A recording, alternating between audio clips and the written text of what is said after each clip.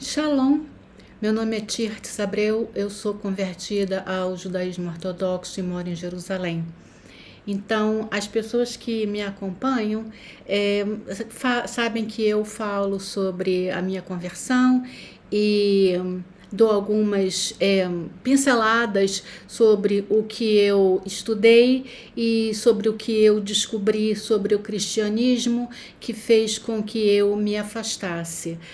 Também eu já disse em outro vídeo, um vídeo até recente, que eu respondo a algumas das perguntas que me são feitas, não todas, porque, bom, umas eu não sei responder, outras eu acho que não é o assunto do meu canal, e outras porque eu acho muito polêmicas e digo para mim mesma, não vou responder porque isso vai criar caso. Uma delas foi uma moça, eu procurei a pergunta dela, mas eu não sei onde é que está, eu não me lembro mais em qual vídeo que ela publicou o pedido dela, pedindo para eu falar sobre a Brit Hadashah, que é o Novo Testamento.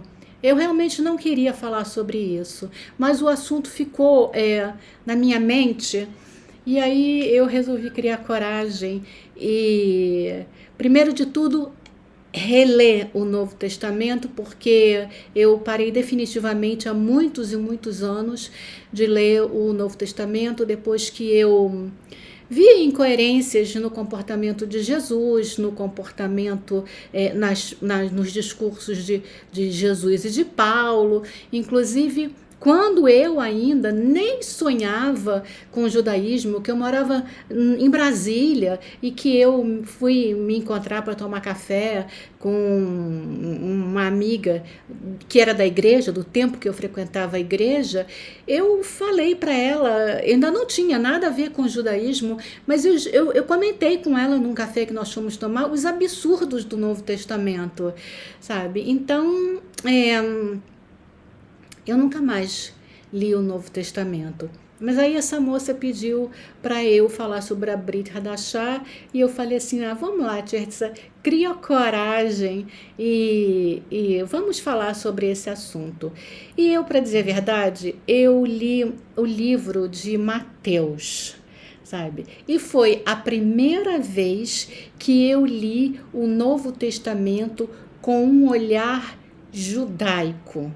Antigamente eu lia o Novo Testamento como cristã ou depois que eu renunciei ao cristianismo de uma maneira mais cultural ou filosófica, mas de uma perspectiva judaica, com um olhar judaico, foi a primeira vez e eu descobri coisas apavorantes, sabe? E é isso que eu vim compartilhar com vocês hoje.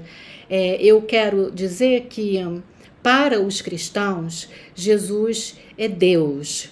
Para os judeus, Jesus é um judeu, era um judeu. Então, eu vou falar sobre Jesus hoje como meu irmão, como um irmão judeu. Eu quero que isso fique bem claro, tá? Então, vamos começar assim.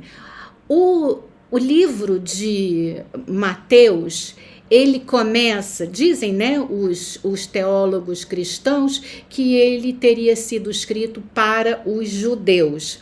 E isso eu também percebi, porque logo no início do livro, eles falam sobre a genealogia de Jesus, que é um problema, porque Jesus não era filho de José, como o próprio Novo Testamento diz, e como eu já expliquei em um outro vídeo, que eu vou colocar aqui, não existe em Isaías 7,14 essa profecia de que a Virgem dará à luz um filho. Então, para o entendimento judaico, se Jesus não era filho de José, ele era filho de outra pessoa, mas não do Espírito Santo, tá? Essa é a visão judaica, ao menos não baseado na visão judaica. Ele pode ter até sido gerado por algum Deus, mas não de acordo com a Bíblia hebraica. Por exemplo, nessa época, como eu já falei em outros vídeos também, tinha existido, uns 200 anos antes de Jesus nascer, uma forte helenização da região. A cultura grega era muito forte, era muito penetrante, e os judeus lutaram contra ela, sempre lutaram. A cultura grega foi absorvida pelo Império Romano quando os romanos conquistaram a Grécia e venceram a Grécia, mas eles ficaram encantados com a cultura grega e absorveram aquela cultura. Então, sim, na cultura grega nós temos Hércules, que era filho de Zeus com uma humana, temos também Prometeu, que agora não me lembro se ele era um deus ou um semideus, que inclusive foi castigado por Zeus, um castigo eterno. Ele foi condenado a viver por toda a eternidade, amarrado, acorrentado no pico de uma montanha, em que toda noite vinham os corvos e comiam os olhos dele, e os olhos dele voltavam ao normal, e na noite seguinte os corvos vinham e comiam novamente. Ele foi castigado por Zeus porque ele teve compaixão dos homens e deu a luz aos homens, ensinou os homens a fazerem fogo, tanto é que na mitologia grega, Prometeu é considerado o deus do fogo. Então, nessa mitologia grega, existe semideuses, sabe? Homens, seres humanos que eram filhos de deuses com humanas. Então, Jesus entra nessa categoria de semideus, mas não de acordo com a Bíblia hebraica, de acordo com a mitologia grega, de acordo com a Bíblia hebraica, não. Então, essa genealogia ela tá fora de contexto, ela tá furada, porque Jesus não era filho de José. Depois, na continuação do livro, ainda no capítulo 1, nós temos várias profecias que eles dizem que isso aconteceu para se cumprir o que foi escrito, sabe? É por causa desse tipo de coisa que tem judeu que diz que Jesus é um mito, que Jesus não existiu, que Jesus foi inventado. Tem um rabino brasileiro que eu gosto dele, eu assisto ele diz categoricamente, com todas as letras, Jesus nunca existiu. O argumento dele é que não tem registro vamos dizer, nas crônicas do Império Romano sobre esse homem chamado Yeshua, sabe? Então, esse rabino diz que Jesus nunca existiu. Mas eu li o livro do Flávio Joséfos, que é um historiador da época de Jesus, né? Que ele escreveu vários livros, e num dado momento eu li no livro dele que os romanos, eles crucificavam até 1.000 pessoas por dia. Aí eu fiquei pensando, eles não iam fazer um relatório contando por que o fulaninho foi crucificado. Para eles eram rebeldes, eram pessoas que se opunham ao Império Romano e crucificavam e pronto, acabou. Não fizeram uma lista, uma crônica de todas as pessoas que foram crucificadas. Para os romanos, Jesus era uma pessoa sem importância, como todos os outros crucificados que eles consideraram que eram um perigo para o Império Romano. No versículo, no capítulo 2, eu vou falar só de Mateus, tá? Quando eu falar de outro livro, eu vou citar também, mas é primordialmente o livro de Mateus, porque eu só li ele. Mateus, capítulo 2, nos versículos 14 e 15, diz assim: E levantando-se ele, José, tomou o menino e sua mãe de noite e foi para o Egito, e esteve lá até a morte de Herodes, para que se cumprisse o que foi dito da parte do Senhor pelo profeta, que diz: Do Egito chamei o meu filho. Ora, o que diz o texto original? Oséias 11:1 diz: quando Israel era menino, eu o amei e do Egito chamei o meu filho. Oséias está rememorando como o Eterno chamou o povo de Israel de seu filho, sabe? Então não está se referindo a uma pessoa, sabe? Estava falando sobre Israel. Quando Israel era menino, eu o amei e do Egito chamei o meu filho. Então essa não é uma profecia anunciando o Messias, sabe? Então, vamos continuar. Primeiro eu vou falar só das profecias que não existem, sabe? Mateus capítulo 2, versículo 18. Em Ramá se ouviu uma voz, lamentação, choro e grande pranto. Raquel chorando os seus filhos e não quer ser consolada porque já não existem. O texto original diz assim, é uma profecia sobre o retorno dos judeus à Terra Santa após o exílio, sabe? É um trecho, são 2 versículos em Jeremias, capítulo 31, versículos 14 e 15, que fala desta geração, que fala de mim, que estou aqui vivendo em Israel. Olha o que diz. Assim diz o Eterno. Ouviu-se em Ramá um clamor de lamento e choro amargo. Era Rachel chorando os seus filhos. Ela se recusa a deixar-se consolar pela perda dos seus filhos, porque eles já não existem. Assim disse, porém, o Eterno, que cesse de chorar a tua voz e de verter em lágrimas teus olhos, pois recompensa haverá para a tua obra, disse o Eterno. Teus filhos voltarão da terra do inimigo. Sabe? Então, essa profecia não fala sobre os supostos recém-nascidos que teriam sido mandados assassinar por Herodes. Está falando sobre o pranto de Raquel, de Rachel em hebraico, pela dispersão dos judeus, mas o Eterno está prometendo que vai trazê-los de volta e eis-nos aqui. Então, em Mateus 2, nos versículos 22 e 23, diz assim: e ouvindo que Arquelau reinava na Judéia, no lugar de Herodes, seu pai, receou ir para lá. Mas avisado num sonho por divina revelação, foi para as partes da Galiléia. E chegou e habitou numa cidade chamada Nazaré, para que se cumprisse o que fora dito pelos profetas. Ele será chamado Nazareno.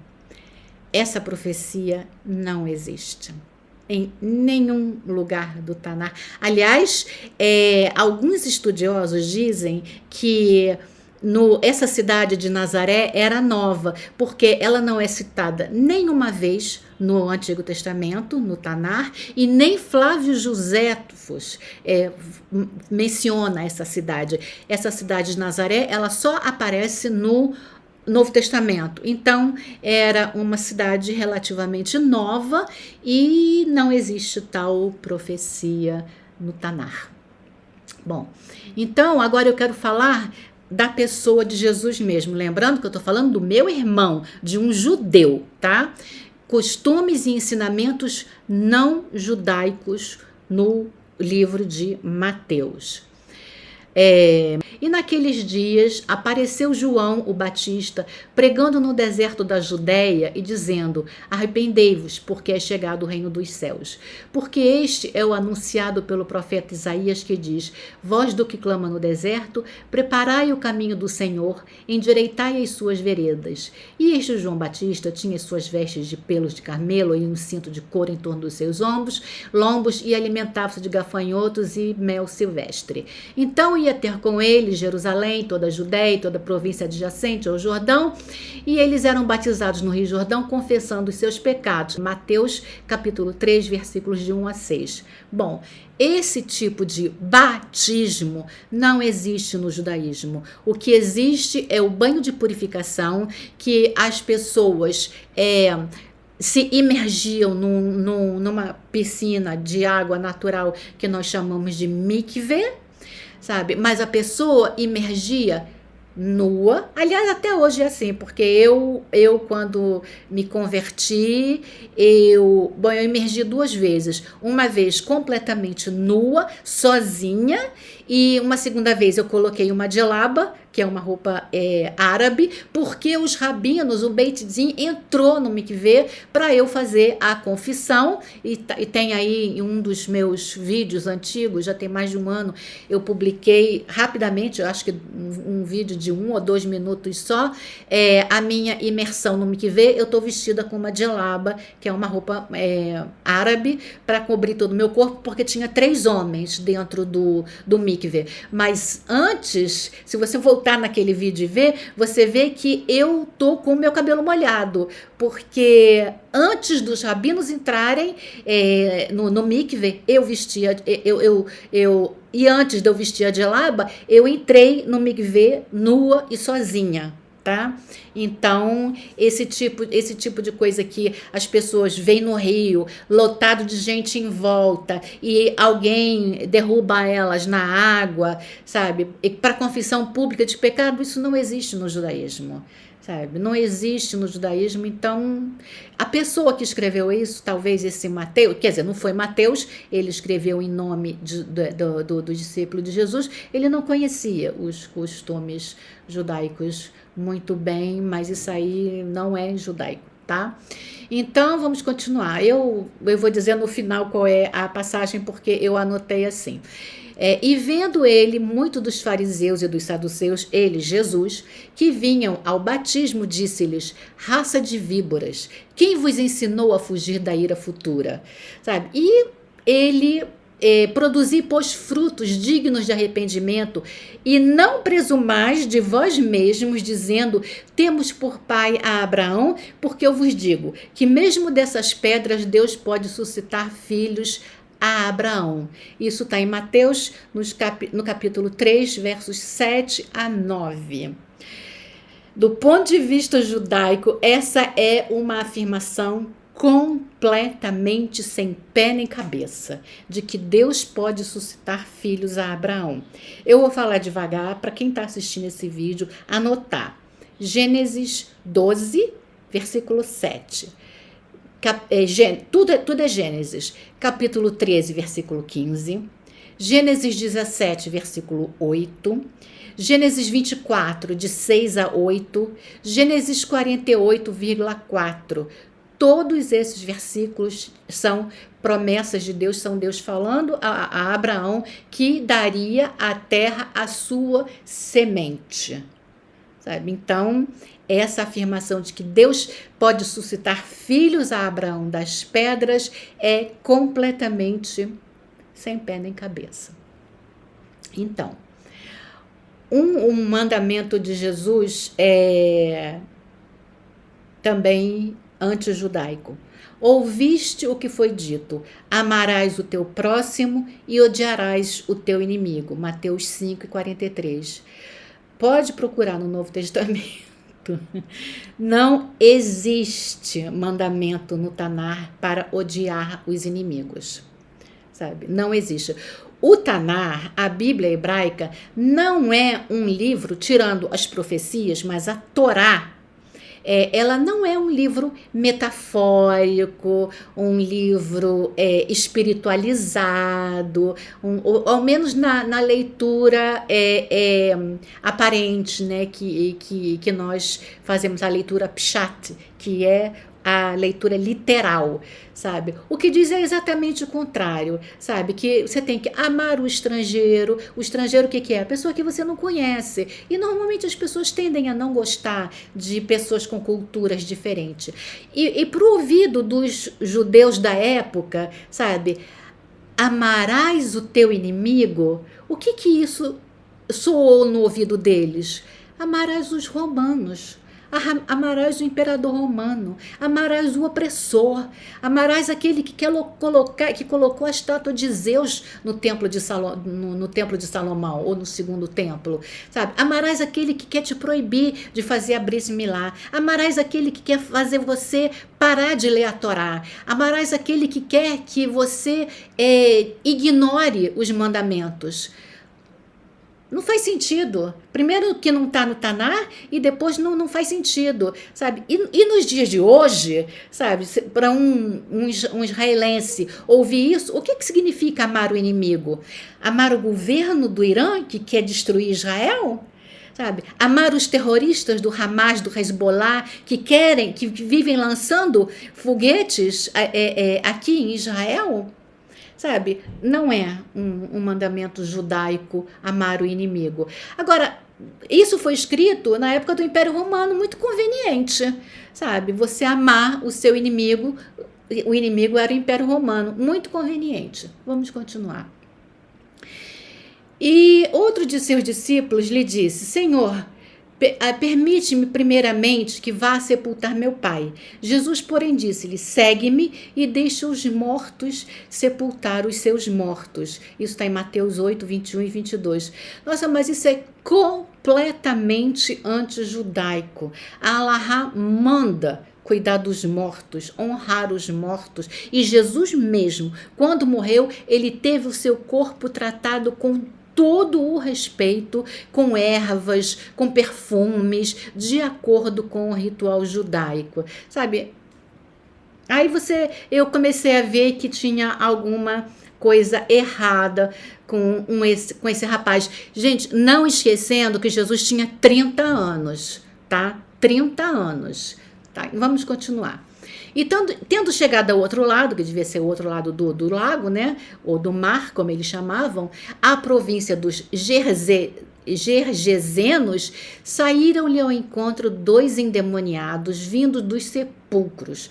Tão ferozes eram que ninguém podia passar por aquele caminho. E eis que clamavam, dizendo: que temos nós contigo, Jesus, Filho de Deus? Vieste aqui atormentar-nos antes do tempo? E andava pastando distante deles uma manada de muitos porcos. E os demônios rogaram-lhe, dizendo: se nos expulsas, permite-nos que entremos naquela manada de porcos. E ele lhe disse: ide. E saindo dele, se introduziram na manada de porcos, e eis que toda aquela manada de porcos se precipitou no mar por um despenhadeiro e morreram nas águas. Os porqueiros fugiram e, chegando à cidade, divulgaram tudo o que acontecera aos endemoniados, e eis que toda aquela cidade saiu ao encontro de Jesus e, vendo, rogaram que se retirasse dos seus termos. Mateus 8, 28 a 34. Gente, esse, do ponto de vista da Alahá, que é a lei judaica, foi muito grave, sabe? Porque os porcos não eram dele, sabe? Ele estava em terra estrangeira, ele não estava nem em Israel, sabe? Ele estava em terra estrangeira, deixou matar uns porcos que não eram dele, sabe? Não consta que ele, de acordo com a Alahá, reembolsou. Ele tinha que ter pago a quantia dos porcos que ele matou, quando permitiu que os demônios entrassem. E, de acordo com a Alahá, com a lei judaica, Jesus não tinha o direito de matar os porcos que não eram dele e em terra estrangeira. Uma outra coisa que Jesus diz: não cuideis que vim trazer paz à terra, não vim trazer paz, mas espada, está em Mateus 10, 34.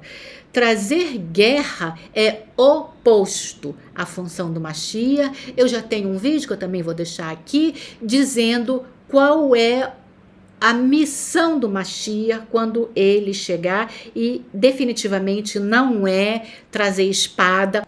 Então, Mateus 10 e 37 diz: quem ama o pai ou a mãe mais do que a mim não é digno de mim, e quem ama o filho ou a filha mais do que a mim não é digno de mim. Esse é um ensinamento não somente anti-judaico, mas anti-humano, que nem os cristãos seguem, sabe? Não é possível, sabe?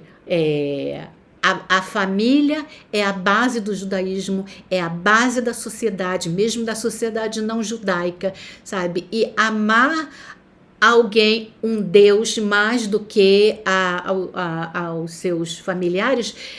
O que ele estava dizendo? Quem fazia isso? Os povos da antiguidade que sacrificavam seus filhos aos deuses, sabe? Não é judaico isso. E toda a multidão se admirava e dizia: não é este o filho de Davi? Mas os fariseus, ouvindo isso, diziam: este não expulsa demônios, senão por Beelzebu, príncipe dos demônios. Jesus, porém, conhecendo os seus pensamentos, disse-lhes: todo o reino dividido contra si mesmo é devastado, e toda a cidade ou casa dividida contra si mesmo não subsistirá. E se Satanás expulsa Satanás, está dividido contra si mesmo, como subsistirá, pois, o seu reino? Isso está em Mateus capítulo 12, dos versículos 23 ao versículo 26. Eu também já falei em outro vídeo que Satã, nós não chamamos Satanás, Satã é um anjo a serviço de Deus, como nós vemos no livro de Jó, né? Satanás, ele não tem um reino, sabe? Esse versículo que está no Novo Testamento, que eu estou pensando nele agora, o mundo jaz no maligno, isso não é verdade. De acordo com o judaísmo, o mundo foi criado por Deus. O mundo é o reino do eterno. O Satã, ele é um anjo a serviço de Deus. Ele é um anjo mau, sim, ele é o anjo da morte, ele é o anjo da tentação, mas ele só faz o que o eterno permite e às vezes até o que o eterno manda fazer, sabe? Vai lá testar essa pessoa, sabe? Mas na maioria das vezes, e ele é o anjo da morte, na maioria das vezes ele se aproxima do eterno, como a gente vê no livro de Jó, e propõe uma prova e o eterno autoriza ou não, mas ele não tem um reino, sabe? Então isso é antijudaico. Naquele tempo passou Jesus pelas searas e era um sábado. E os seus discípulos, tendo fome, começaram a colher espigas e a comer. E os fariseus, vendo isso, disseram-lhe: eis que os teus discípulos fazem o que não é lícito fazer num sábado. Ele, porém, lhes disse: não tendes lido o que fez Davi quando teve fome, ele e os que estavam com ele, como entrou na casa de Deus e comeu os pães da proposição, que não lhes era lícito comer, nem aos que estavam com ele, mas só aos sacerdotes? Ou não tendes lido na lei que aos sábados os sacerdotes no templo violam o sábado e ficam sem culpa? Pois eu vos digo que aqui está quem é maior do que o templo. Bom, quando eu li isso novamente agora, do ponto de vista judaico, eu pensei comigo mesmo, essa pessoa não é normal, sabe? Ele tem algum problema. Essa passagem está em Mateus capítulo 12, nos versículos de 1 a 6. Porque o sábado, a guarda do sábado, é cláusula pétrea, é o quarto mandamento, escrito na pedra, pelo dedo de Deus, na tábua que Moisés confeccionou, sabe? Ele usa o exemplo de Davi para justificar o fato dos discípulos dele estarem colhendo espiga, mas também completamente sem paralelo, porque Davi estava com fome, foi uma situação excepcional, sabe? Mas ali os discípulos dele não estavam passando fome, não estavam numa situação de perigo. Para que afrontar a lei desse jeito? Sabe? Sem a menor necessidade. A comparação dos discípulos dele e do caso de Davi não tem base. Não tem base. São situações completamente diferentes. Tanto é que eu já falei num vídeo até recente que até o Concílio de Nicéia, quando Constantino decidiu, não foi antes do Concílio de Nicéia, que Constantino decidiu que os cristãos passariam a guardar o domingo, que era o dia do sol, muitos cristãos resolveram aceitar a morte, afrontar a morte e morrer para não deixar de cumprir o quarto mandamento, sabe? Teve cristão que disse: não, eu vou para a cruz, eu não vou desobedecer o quarto mandamento, sabe? Então, mas aqui vem Jesus e diz que ele é o Senhor do sábado, sabe? Enfim. Portanto, se tua mão ou teu pé te escandalizar, corta-o e atira-o para longe de ti, porque é melhor entrar na vida coxo ou aleijado do que tendo 2 mãos e 2 pés seres lançados no fogo eterno. E se teu olho te escandalizar, arranca-o e retira-o para longe de ti. Melhor é entrar na vida com um olho só do que tendo 2 olhos seres lançado no fogo do inferno.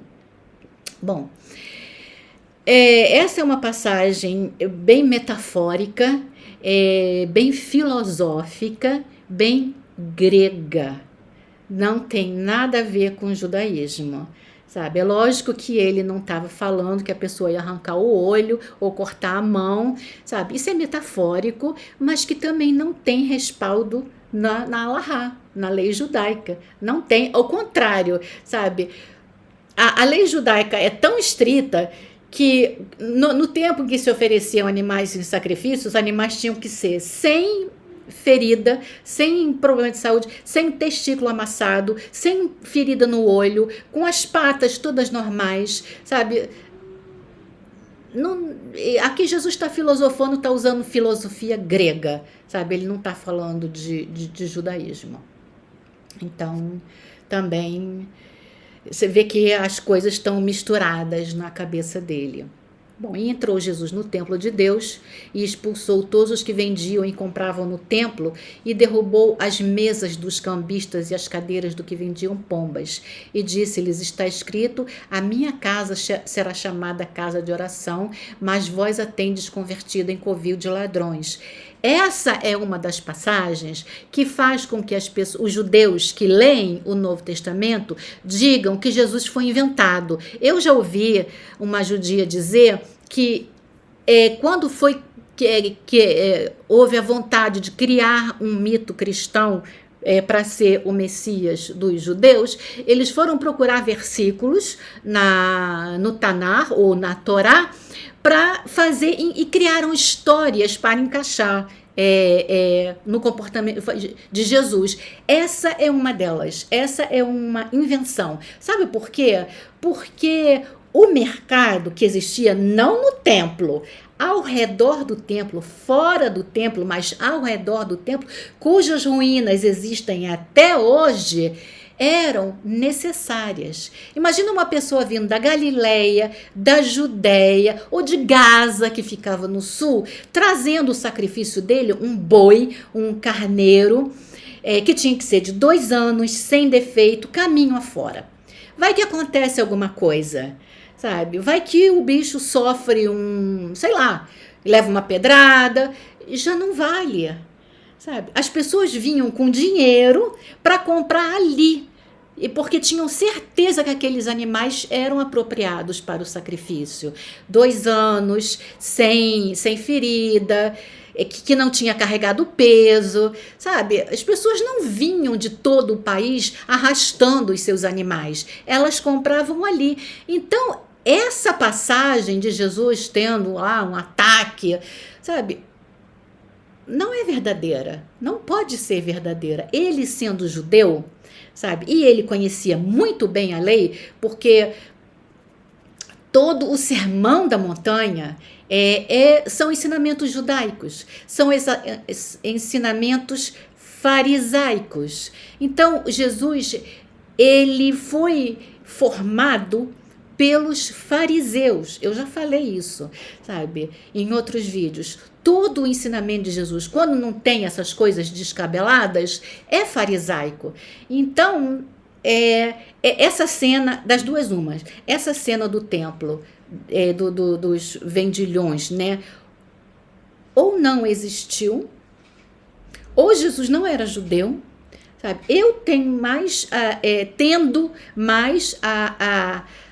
eu sou mais inclinada a crer que essa cena foi inventada, sabe? Porque Jesus, sendo judeu, sendo formado pelos fariseus, sabe? Ele não poderia jamais ter feito uma coisa dessa pelos motivos que eu já expliquei. Agora, nem tudo é contra a lei. Por exemplo, uma coisa muito linda que Jesus ensinou foi a oração do Pai Nosso, sabe? A oração do Pai Nosso é uma condensação da Amidá, que é a Amidá em hebraico significa oração, significa em pé. Essa oração tem 2 nomes, ou Amidá, ou Tefilá. Tefilá, sim, é a palavra oração. para oração tefilá. E nós chamamos essa tefilá, essa oração de Amidá, porque é uma oração que nós fazemos em pé. Então, a Amidá, que é a oração que foi escrita pelos escribas do segundo templo, na volta da Babilônia, Esdras, Neemias, que reuniram os sábios que formaram um conselho, né, dos 120 sábios, né, dos quais Mordecai, que foi o tio da rainha Esther, fazia parte. Eles, quando chegaram, a gente vê isso nos livros dos profetas, quando eles voltaram do exílio da Babilônia, eles encontraram o povo completamente sem religião. E aí eles se reuniram, esses 70, os homens da grande assembleia, os 120, e formaram uma oração que os judeus deveriam fazer daí por diante. E essa oração tinha 18 versos, mais tarde foi incluído mais um, que são de louvores a Deus, que tem 3 partes. Uma parte de louvor a Deus, de engrandecimento do nome de Deus. Uma segunda parte só de pedidos de saúde, pedido de bênção financeira, pedido de boas colheitas, pedido para livrar dos inimigos, um monte de pedidos e no final um fechamento louvando a Deus também pela sua bondade. O Pai Nosso é exatamente isso, né? Então, no que na Amidá são 3 bênçãos, 3 louvores a Deus, abrindo a oração. No Pai Nosso são só 2, que é o Pai Nosso que estás nos céus, santificado seja o teu nome, venha o teu reino e seja feita a tua vontade, assim na terra como no céu. Nisso Jesus está louvando a Deus, engrandecendo a Deus. Depois, 13 versículos da Amidá, com esses pedidos, Jesus resumiu em o pão nosso de cada dia, dá-nos hoje, que é uma coisa que na nossa oração nós pedimos também. Perdoa os nossos pecados, as nossas dívidas, como nós perdoamos os nossos devedores, e não nos conduza à tentação, mas livra-nos do mal. E depois, esse fechamento da Amidá, engrandecendo a Deus, Jesus também fez, porque teu é o reino, o poder e a glória para sempre. O Pai Nosso é uma oração estritamente judaica e farisaica, sabe? Essa oração é o resumo dos nossos livros de oração. Como eu já disse, já adiantei, todo o Sermão da Montanha é um ensino farisaico. Eu destaquei um versículo, porque tem um paralelo no nosso livro Pirkei Avot, que eu vivo recomendando esse livro, e se você não comprou ainda, compra. Então, ele está em Mateus, no capítulo 7, no versículo 12, que diz assim: portanto, tudo que vós quereis que os homens vos façam, fazei-lo também vós, porque esta é a lei e os profetas.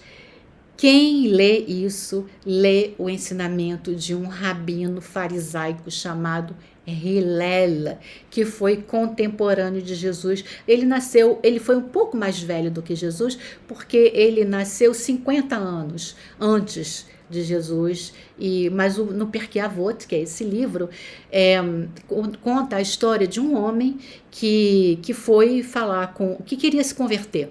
Um não-judeu que queria se converter, e ele então foi falar com o Shammai, que era um rabino também, e pediu para o Shammai ensinar para ele, converter ele no tempo que ele ficava em pé, num pé só. Shammai, que não tinha paciência, expulsou ele. Aí ele foi para Hillel, que era o Rabi Hillel, e disse a mesma coisa: eu quero me converter ao judaísmo, mas eu quero que você me ensine tudo sobre conversão no tempo que eu fico em pé sobre um pé só. Hillel olhou para ele e falou assim: então tá bom, pode se colocar sobre um pé só. E ele falou assim: aquilo que é odioso para você, não faça ao seu próximo. Essa é a Torá, e o resto tudo é explicação. Vai e aprenda. Então Jesus aprendeu com Hilel, tá claro.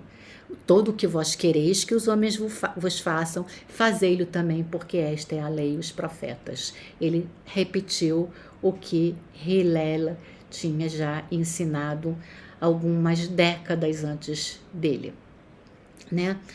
Outra coisa que eu reparei também, completamente anti-judaica, é que Jesus aceitou ser adorado, sabe? Mateus 8,2 diz assim: E eis que veio um leproso e o adorou, dizendo: Senhor, se quiseres, podes tornar-me limpo. Sabe? E Jesus não disse para ele: não me adore. Em outras passagens, em outro livro, ele disse: tem que adorar a Deus. Mas aqui não. Sabe? Em Mateus 9, 18 e 19, diz assim: dizendo-lhe ele essas coisas, eis que chegou um chefe e o adorou, dizendo: minha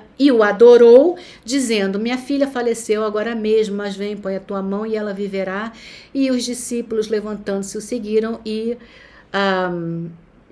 levantando-se, o seguiram. Então, alguém já tinha me perguntado, e eu já respondi, por que as pessoas são curadas e têm as vidas transformadas até hoje no nome de Jesus. Eu já expliquei isso num outro vídeo, mas o que eu quero falar hoje é que milagres, de onde vinham esses milagres que Jesus realizava? De andar sobre as águas, de ressuscitar mortos, de multiplicar pães, sabe? Tudo isso, preste atenção no que eu vou dizer. Tudo isso ele aprendeu com os sábios. Esses ensinamentos de Jesus se chama Cabalá. Sabe? Jesus aprendeu Cabalá. Sabe? Nós vemos, ele não foi o único a multiplicar comida. Nós vemos o profeta Eliseu multiplicando o azeite da viúva. Sabe? Também não foi o primeiro a ressuscitar um morto. Nós vemos o mesmo profeta Eliseu ressuscitando o filho de uma mulher que tinha feito lá um puxadinho na casa dela para receber o profeta quando ele passasse pela cidade. Sabe?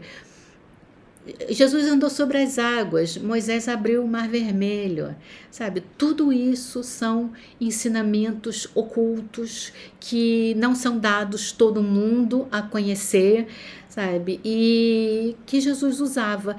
A diferença é que esses homens judeus que usaram a Cabalá, porque na Cabalá podem acontecer milagres quando você pronuncia o nome do Eterno, que é proibido pronunciar, sabe? Então, existe algum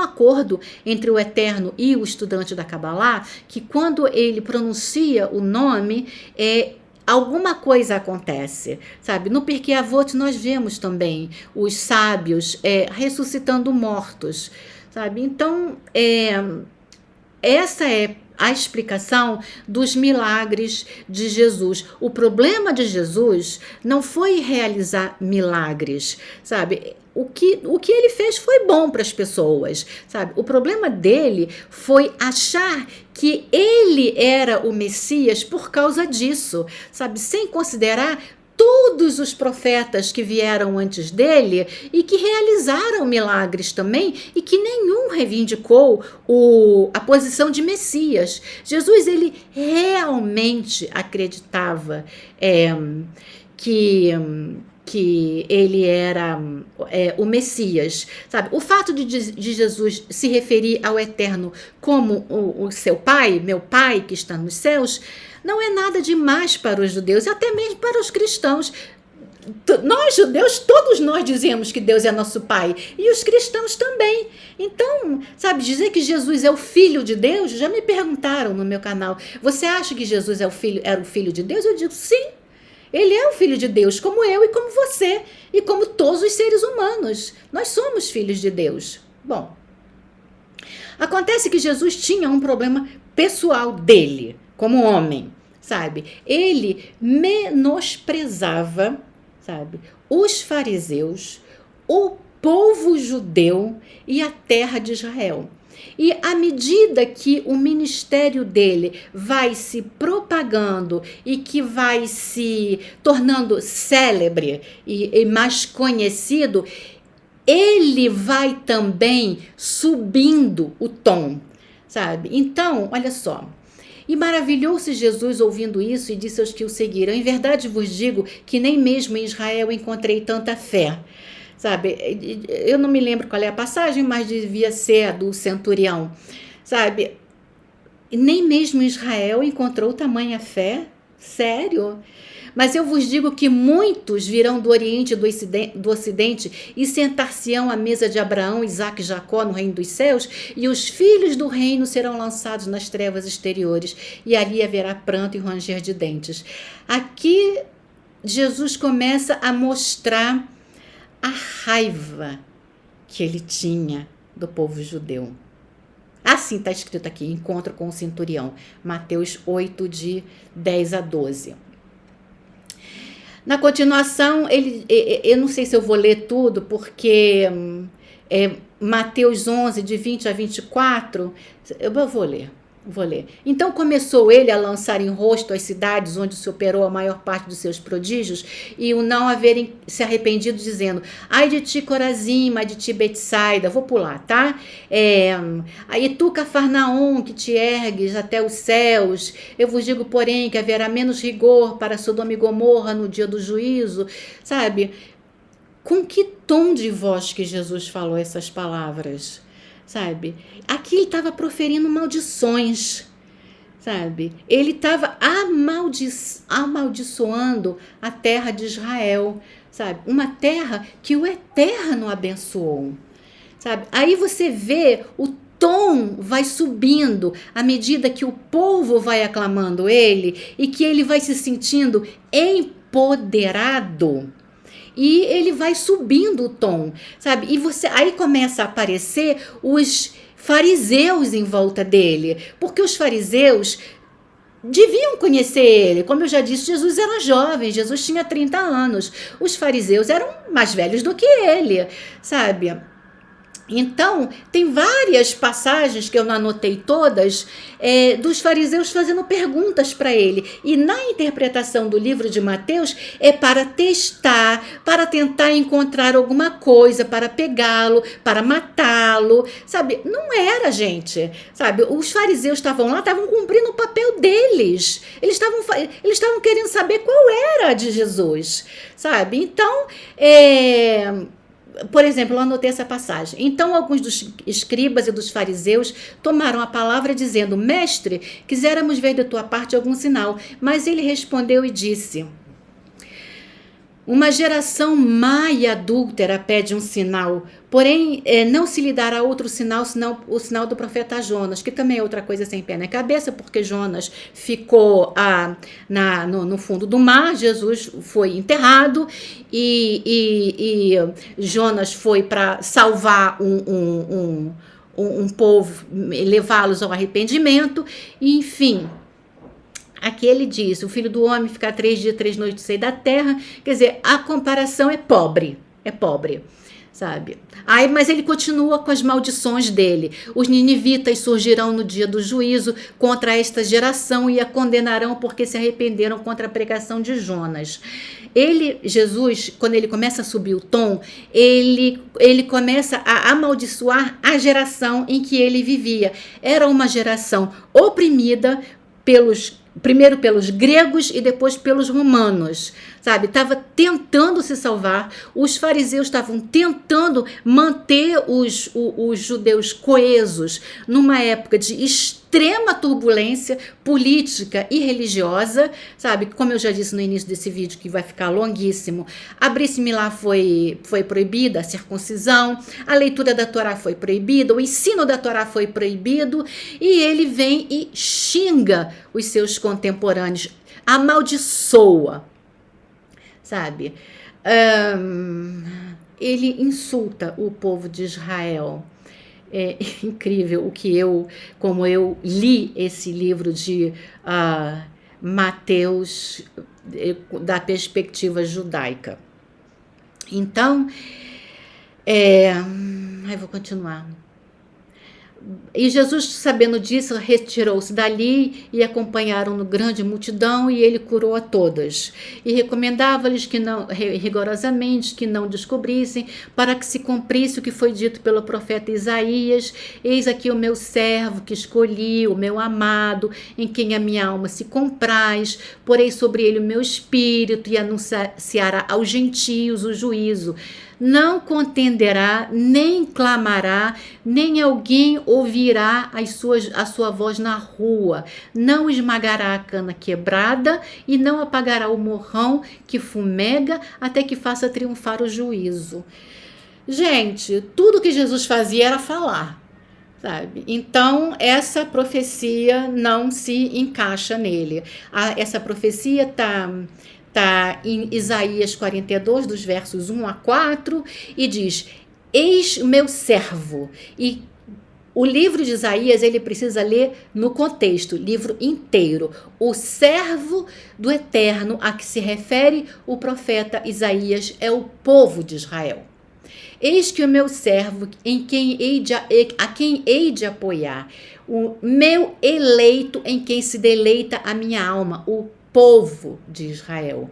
Nele inculquei o meu espírito para que possa levar justiça a todas as nações. Ele não precisará gritar, nem elevar sua voz para que ela seja ouvida nas ruas, não quebrará o caniço fino, não extinguirá o pavio trêmulo, fará com que a justiça seja aplicada conforme a verdade, e por aí vai. E esta profecia ainda não se cumpriu, porque a era messiânica ainda não chegou. E na era messiânica, eu já falei em outros vídeos, os judeus vão ensinar a Torá para os povos, que vão dizer: vinde, subamos ao monte do Senhor para que possa nos ensinar, porque de Sião vem a Torá, sabe? Essa profecia ainda não se cumpriu, sabe? Bom, também Jesus não transgrediu só o 4º mandamento da Torá, que era de guardar o sábado. Ele também transgrediu o 5º mandamento da Torá, que é de honrar o seu pai e a sua mãe, sabe? E falando ele à multidão, eis que estavam fora sua mãe e seus irmãos, pretendendo falar-lhe, disse-lhes... E disse-lhe alguém: eis que estão lá fora tua mãe e teus irmãos que querem falar-te. Ele, porém, respondendo, disse aos que falara: quem é minha mãe? Quem são meus irmãos? E estendendo a sua mão para os discípulos, disse: eis aqui a minha mãe e os meus irmãos. Porque qualquer que fizer a vontade de meu Pai, que está no céu, é meu irmão, minha irmã e mãe. Ele desonrou a mãe dele publicamente, sabe? Então, eu vou citar um versículo que não está no livro de Mateus, está no livro de Marcos, no capítulo 3, versículo 21, que diz assim: quando os seus ouviram isso, saíram para o prender, porque diziam: está fora de si. Foi a mesma conclusão que eu cheguei. Jesus estava fora de si. Sabe? Desculpa falar isso, se tem algum cristão, sabe? Eu repito o que eu já falei, eu estou falando de um meu irmão judeu, sabe? Jesus estava fora de si.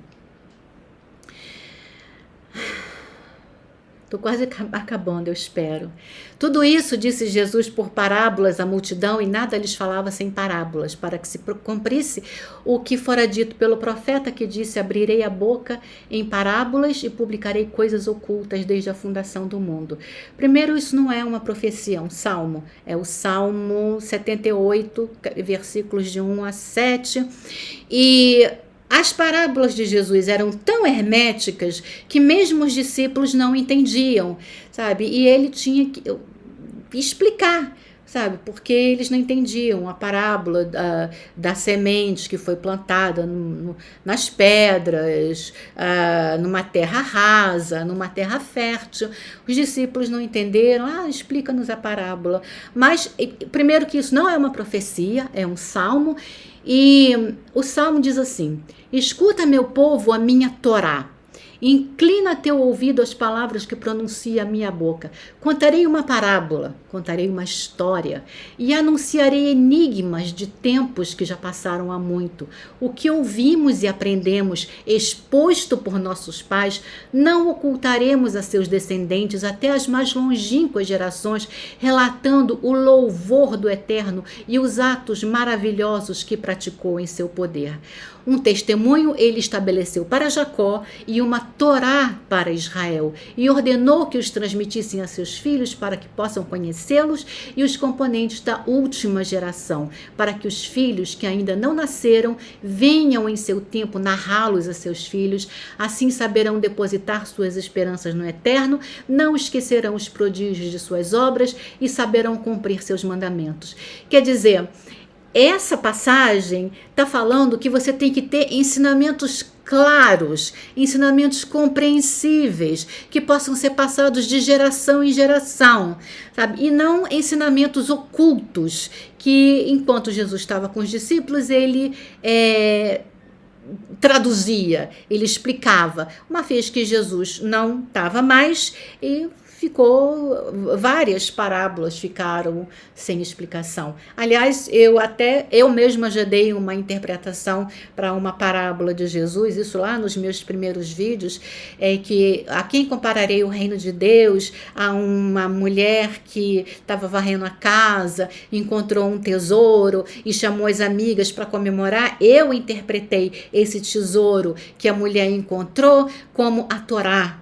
Sabe? Ela encontrou a Torá, porque a Torá é um tesouro que te dá vida, sabe? Também nessa mesma passagem, Jesus compara o reino de Deus a um homem que estava trabalhando num campo e achou um tesouro. Ele foi, vendeu tudo que tinha e comprou aquele campo com o tesouro. O tesouro que o homem achou é a Torá.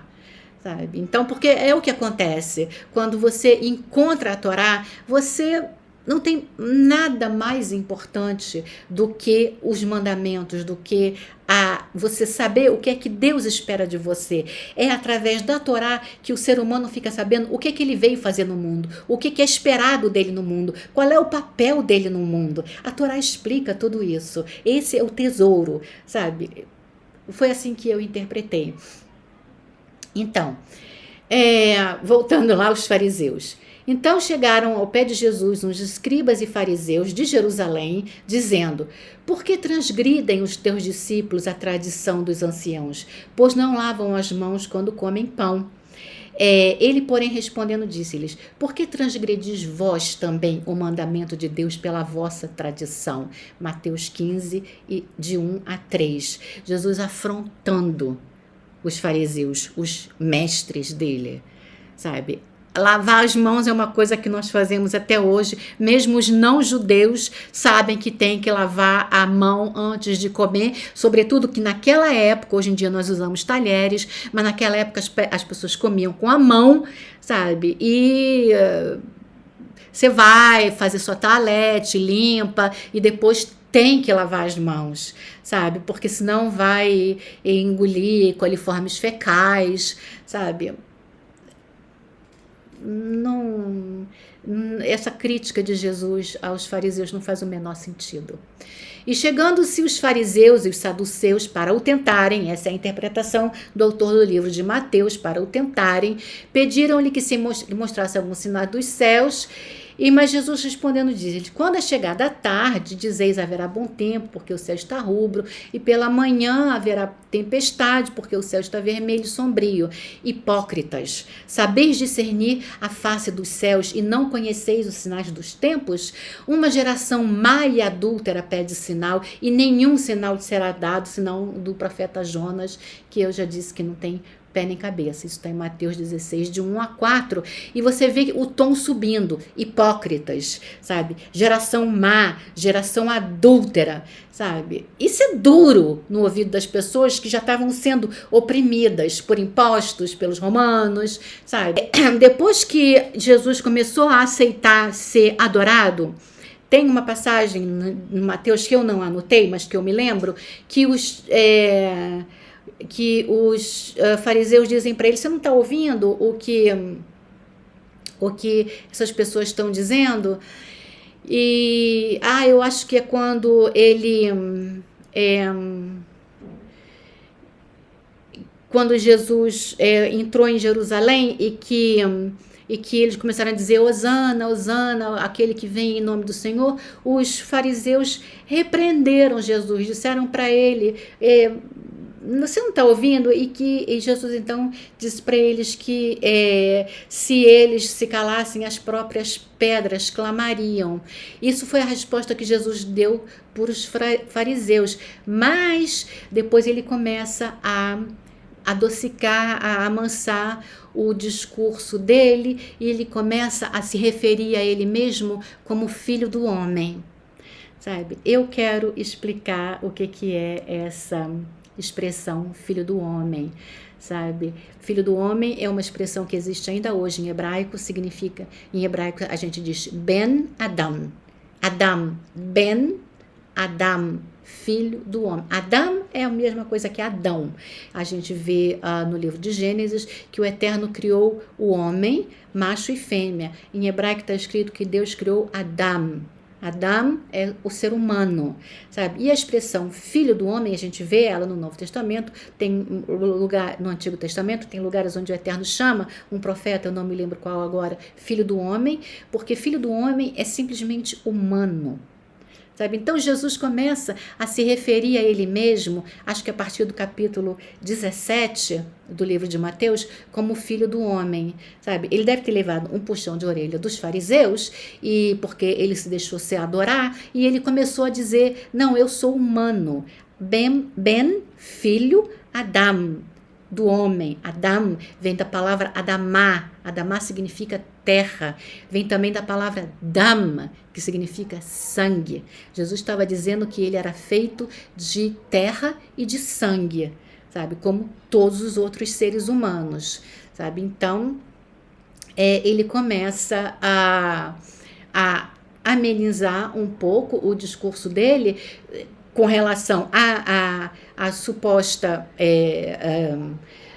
filiação miraculosa dele com Deus, mas ele continua agredindo os fariseus e o povo e a geração. Quando os chefes dos sacerdotes e os escribas viram as maravilhas realizadas por Jesus, tá aqui a passagem, e as crianças exclamando no templo, Hosana ao filho de Davi, revoltaram-se e lhe indagaram, não ouves o que essas crianças estão proclamando? Sabe? Então ele diz que se as crianças se calassem, as próprias pedras clamariam. Agora, aqui no Mateus 21, nos versículos 18 e 19, no meu entendimento, de todos os exageros, os débordements, como se diz em francês, de todas as blasfêmias de Jesus, nada foi pior do que essa que eu vou ler agora. E de manhã, voltando para a cidade, teve fome, e avistando uma figueira perto do caminho, dirigiu-se a ela e não achou nela senão folhas. Em outro evangelho, diz que não tinha frutas porque não era a época, não era a saison, temporada. E eu, quando lia isso, quando era cristã, eu dizia, mas então por que ele amaldiçoou se não era tempo de figos? Né? Não entendi aquilo. Depois, quando eu entrei para a sinagoga e comecei a estudar sobre judaísmo, me disseram que a figueira, assim como a vinheira, o fruto da vide, e a árvore da uva e a oliveira são símbolos de Israel. Jesus amaldiçoou Israel. Jesus amaldiçoou o povo judeu, sabe? Isso era digno de pena de morte, de apedrejamento, não de crucificação, porque esse tipo de morte não está previsto na Torá. Mas ele amaldiçoou Israel, sabe? E aí ele perde completamente a estribeira. já estou chegando no final do livro de Mateus, sabe? Eu estou descendo em Mateus 23, de 13 a 36, tem 24 versículos onde Jesus amaldiçoa os mestres dele, os fariseus, sabe? Olha, é uma coisa horrível, é uma coisa horrível. Ai de vós, escribas e fariseus hipócritas. E isso, eu não sei como é que os cristãos leem isso, sabe? Eu não sei porque, como ele disse que não levantava a voz, que ele era manso e suave, eu não sei se as pessoas quando leem isso pensam que Jesus falou assim: ai de vós, escribas e fariseus hipócritas, vós que fechais aos homens o reino dos céus, e vós não entrais e não deixais os outros que estão querendo entrar. Não, gente, Jesus estava gritando, Jesus estava cuspindo, Jesus estava vomitando o ódio dele contra os judeus, contra os mestres dele, os fariseus, sabe? São vários versículos, são 24 versículos de maldição, maldição, maldição. Manso e suave? Não. A mesma pessoa que dá um mandamento de amar os inimigos, que não é um mandamento judaico, amaldiçoa duramente os fariseus que ele odeia. Jesus odeia os fariseus. Agora, por que Jesus odeia os fariseus? Sabe? Vamos voltar então para... Por que Jesus odeia os fariseus? Por que Jesus amaldiçoa a terra de Israel? Por que Jesus amaldiçoa o povo judeu, a sua geração? Sabe? Por que Jesus desrespeita a sua família? Sabe? Por que ele era assim? Sabe? E Jesus era, segundo os evangelhos, um homem muito inteligente. Ele era mesmo, eu poderia dizer, um menino prodígio. A gente vê isso em outro evangelho, não está no evangelho de Mateus. Ele, na idade de 12 anos, no templo lá, conversando com os sacerdotes no templo. Era um menino prodígio que, aliás, não falta entre os judeus, modéstia à parte. Não é o meu caso, tá? Não estou aqui me gabando de nada. Mas Jesus era, sim, mostrou uma inteligência excepcional desde muito jovem, sabe? Estudou com os fariseus, foi discípulo dos fariseus, sabe? E ele se revoltou.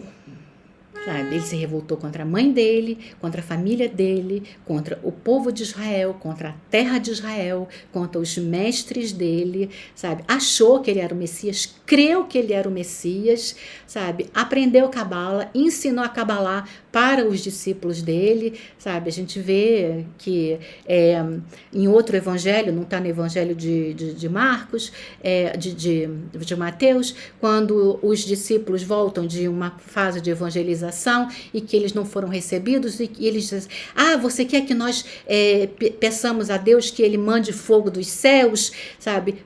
Como assim os discípulos iam pedir para fogo do céu e Jesus até diz assim, não, vocês não sabem de que espírito vocês são. Ele ensinou Cabala, eu falo Cabala às vezes, mas é Cabalá, a palavra é Cabalá.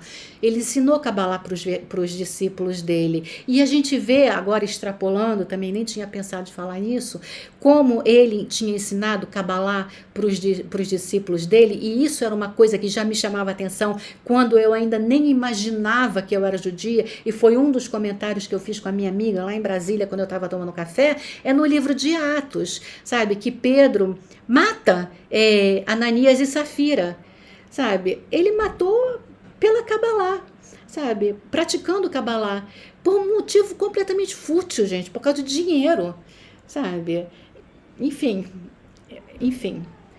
por que Jesus tinha tanto ódio no coração dele? Então, umas 3 semanas atrás, Foi por isso que eu decidi fazer esse vídeo. Na nossa leitura semanal da Torá, nós estamos acabando o livro de Deuteronômio, que é o último livro da Torá.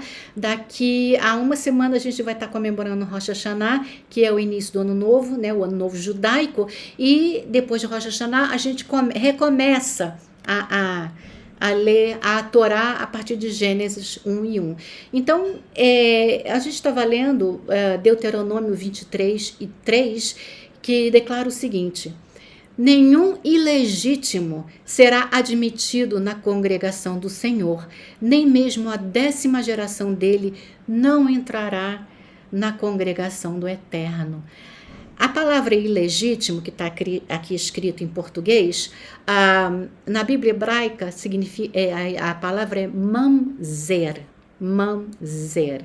Foi traduzido nessa Bíblia como ilegítimo, mas também ela é usada de uma maneira mais corrente como bastardo, sabe? Essa lei, ela é dura. Nenhum ilegítimo será admitido na congregação do Senhor, nem mesmo a 10ª geração dele não entrará na congregação do Eterno. Isso significa que um filho ilegítimo, que não tem culpa de ser nascido, ele vai ser punido pelo erro dos pais. Está na Torá isso. É o que os nossos sábios chamam, que são os hukim, sabe? O Eterno fala na Torá para obedecer os mandamentos e os decretos. Os mandamentos, as alahot, são aquelas coisas, faça, não faça, mas que a gente entende. Agora, os decretos, é a palavra hukim, decretos. Os nossos sábios entenderam, por que duas palavras, mandamentos e decretos? Porque os decretos são coisas que nós não compreendemos, sabe? O Eterno mandou, a gente faz, mas não sabe por quê. Por exemplo, sacrifícios de animais. Embora Maimônides, no século XIII, ele tenha dado uma explicação, que o Eterno permitiu o sacrifício de animais para restringir, naquela época, ou no início, para restringir os sacrifícios humanos. O sacrifício humano é totalmente proibido no judaísmo, e também o Eterno mandou que fosse num só lugar, no templo. E, obviamente, o Eterno sabia que o templo ia ser destruído e que os sacrifícios iam cessar, diferentemente do que os cristãos pensam. Os sacrifícios de animais não era para perdão dos pecados, são por motivos que os sábios até hoje não sabem por quê. Esse é um exemplo. Outro exemplo de hukins, de decretos que a gente não entende. Por que não pode comer na mesma refeição leite e carne? Sabe? A gente não entende, mas está na Bíblia, a gente obedece. Por que não pode usar roupa misturando linho e lã? Também são hukins, são coisas que a gente não entende. Então tem esse mandamento de que o hukim, o mamzer, não será admitido na congregação do Senhor. E é só isso que está escrito. Então, depois os sábios desenvolveram o que eram esses mamzer e o que significa não entrar na congregação do Senhor. E como ali fala, nem as suas gerações, eles estabeleceram, e é a lei judaica tradicional, proíbe um mamzer de se casar com alguém da comunidade judaica, sabe? E eu não sei que outros mandamentos ou impedimentos os sábios daquela geração estabeleceram que o mamzer não podia fazer. E do ponto de vista do judaísmo, Jesus era um mamzer. Porque Jesus não era filho de José, sabe? E ele, então, tinha certas restrições, sabe? Como eu acabei de dizer, o mamzer não podia se casar, ele só podia se casar com um outro mamzer, com um outro filho fora do casamento. E quem sabe ele quis se casar com Maria Madalena e não pôde, sabe? Quem sabe? Que outras coisas ele quis fazer e que ele não foi autorizado por ser um mamzer, sabe? Agora, Jesus nasceu, então Maria já era casada, como a gente vê nos evangelhos, mas Maria não adulterou, sabe? Por quê? Por que a gente sabe que Maria não adulterou? Porque ela não foi apedrejada, sabe? Jesus claramente não era filho de José, mas Maria não foi apedrejada, sendo uma mulher casada que teve um filho com outro homem. O que teria acontecido? Deuteronômio 22, de 25 a 27, que é a mesma passagem que fala do filho do Manzer, diz assim: se um homem achar uma moça desposada no campo e o homem a forçar e se deitar com ela, então morrerá somente o homem que se deitou com ela. Mas a moça não farás nada, a moça não tem pecado de morte. Minha conclusão é que Maria foi estuprada. E nasceu o menino Jesus com vários problemas psicológicos, vários, que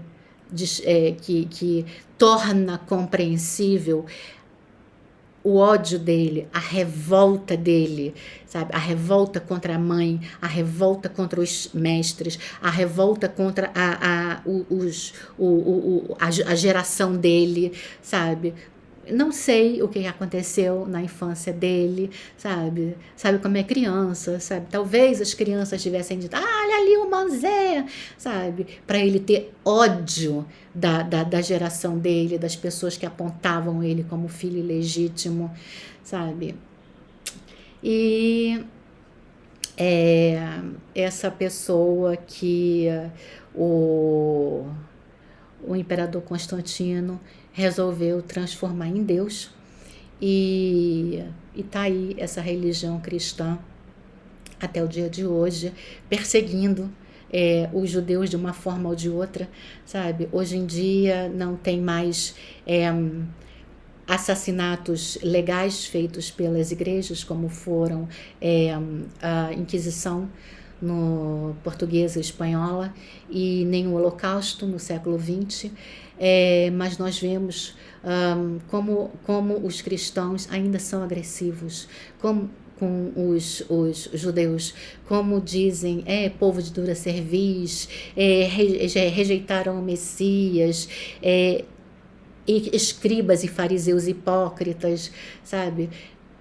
Tudo isso vem do Evangelho, sabe? O antissemitismo cristão tem origem nos evangelhos, sabe? Então, essa é a minha leitura do Novo Testamento como judia, sabe? Do tempo que eu lia o Novo Testamento, que eu era cristã, eu não percebia essas coisas, mas como judia salta aos olhos o ódio de Jesus pela própria vida dele, sabe? E como esse ódio dele foi transmitido para os seguidores dele por 2000 anos, sabe? Infelizmente. Então eu vou parar por aqui hoje. Foi bem difícil para mim, foi difícil ler, compreender essas coisas, preparar esse texto e transmitir. E Shabbat Shalom.